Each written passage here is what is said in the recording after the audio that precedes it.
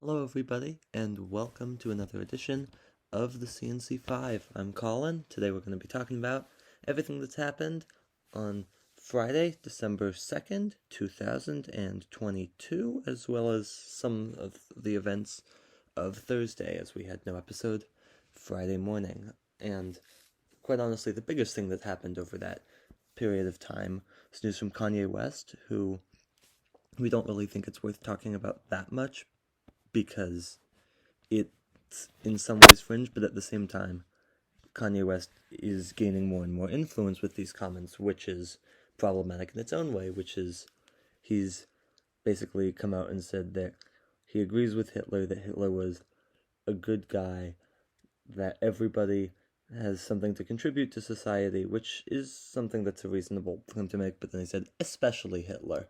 So Kanye West really continuing on with his anti-Semitic stuff, and that is picking up followers for him on the right wing, which is worrying given the rise just in general in anti-Semitism in the last few months. Kanye West has since had his Twitter account suspended.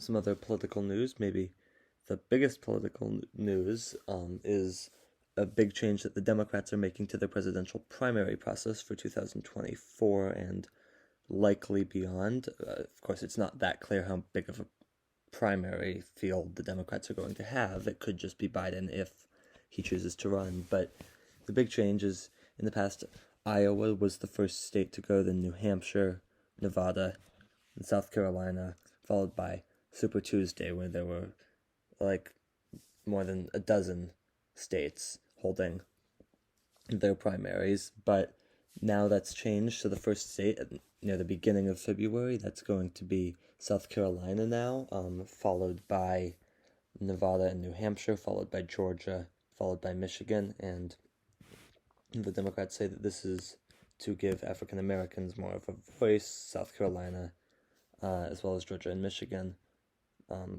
have large communities of color population, whereas Iowa and New Hampshire are almost entirely white. In sports news, we'll start with the World Cup, where group play is now over.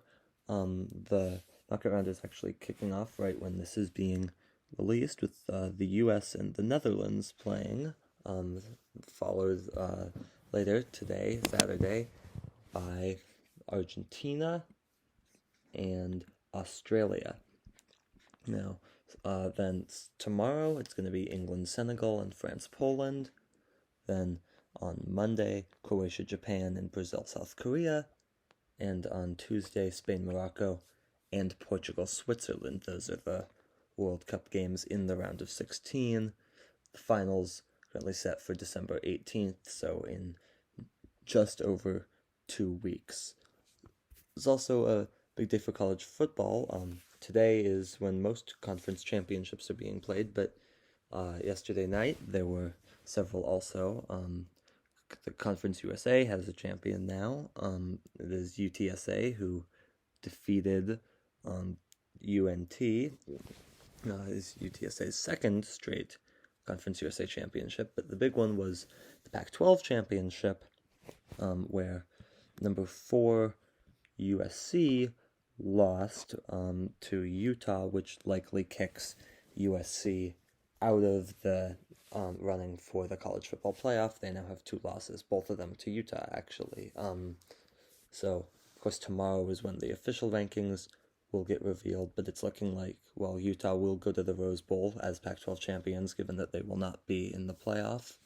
USC will probably be in the Cotton Bowl. This also will likely send Washington, who maybe it was looking like they maybe were going to go to the Rose Bowl, likely send them down to the Alamo Bowl. 7 Pac-12 teams in total have qualified for bowl games, along with Washington, Utah, USC. There's Washington State, Oregon State, and UCLA. Big championships coming up today. Big 12, SEC, ACC, Big 10, AAC, Mountain West, Sun Belt, and MAC. So a busy college football day, some World Cup games, probably not much political news, but we we'll discuss it tomorrow, whatever does happen today, on the next episode of the C&C 5. Colin, thanks for listening to this one.